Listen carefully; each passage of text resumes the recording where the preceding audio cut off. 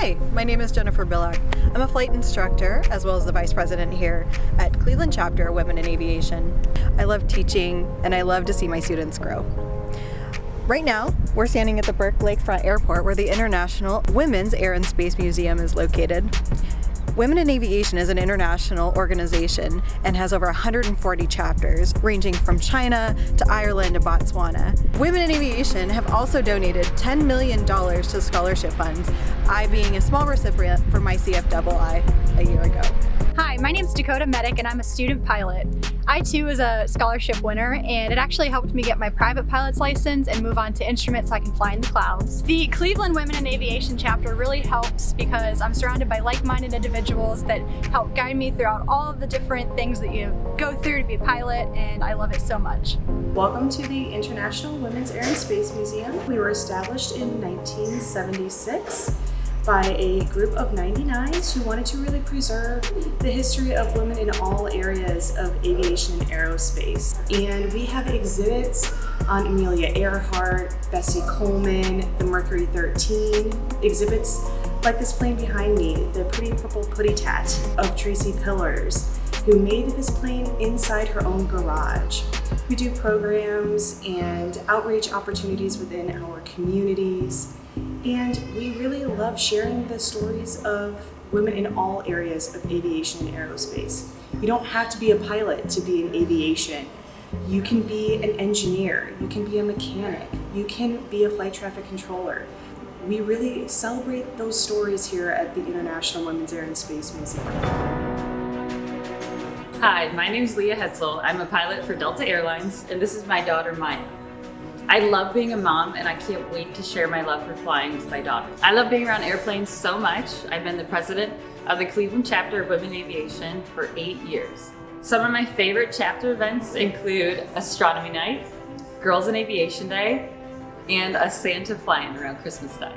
We know flying can be expensive, but there are so many people out there who want to help you. Our chapter is proud to have awarded over $10,000 in scholarships to local aviation students over the last 5 years. Don't let anyone tell you you can't be all that you want to be.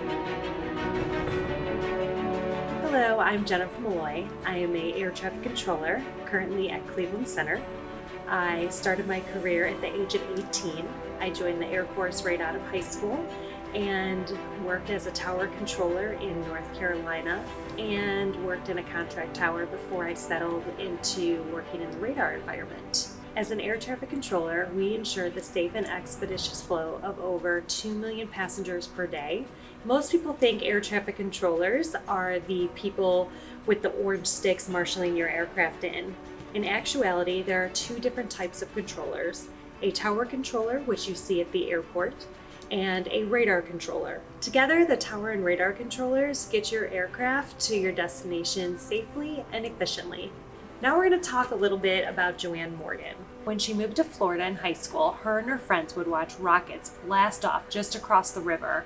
She used to say, "I've got rocket fuel in my blood." Morgan was the only female engineer in the firing room during the launch of Apollo 11 on July 16, 1969.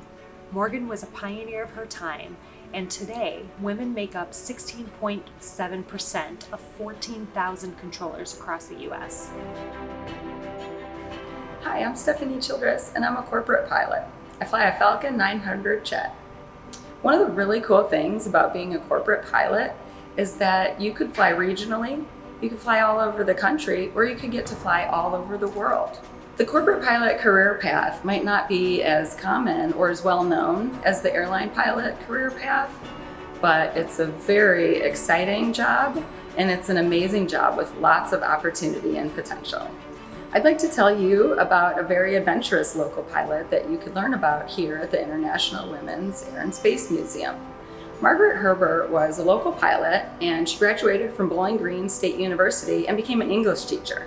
But apparently that job wasn't adventurous enough for her because she decided she wanted to learn how to fly. She took flying lessons and got her pilot's license. Later she joined the Women's Air Force Service Pilots and she towed targets for B-24 gunners. Talk about an exciting job. After that, she became a flight instructor and went on to participate in the Cleveland National Air Races. She won a trophy and later went on to set the women's speed record at the time. Later, she joined the Flying Tigers, which was an aerial circus troupe. You can learn more about Margaret and many other women pilots at the International Women's Air and Space Museum. Hi, my name is Dakota Foster. I was born and raised in the Akron-Canton area. I went to school at Embry-Riddle down in Daytona Beach, Florida, where I learned all of my flight training. And then I worked as a flight instructor to get my 1,000 hours to go to the airlines. I've been with Republic Airways as a first officer on the Embraer 175 out of Columbus, Ohio for just over 2.5 years now.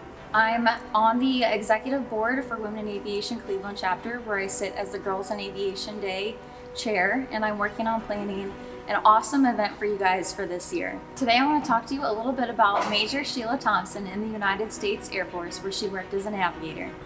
She was in the Air Force Command, where she was a post controller on the 445th Airlift Wing at Wright-Patterson Air Force Base in Dayton, Ohio from 1993 to 1995.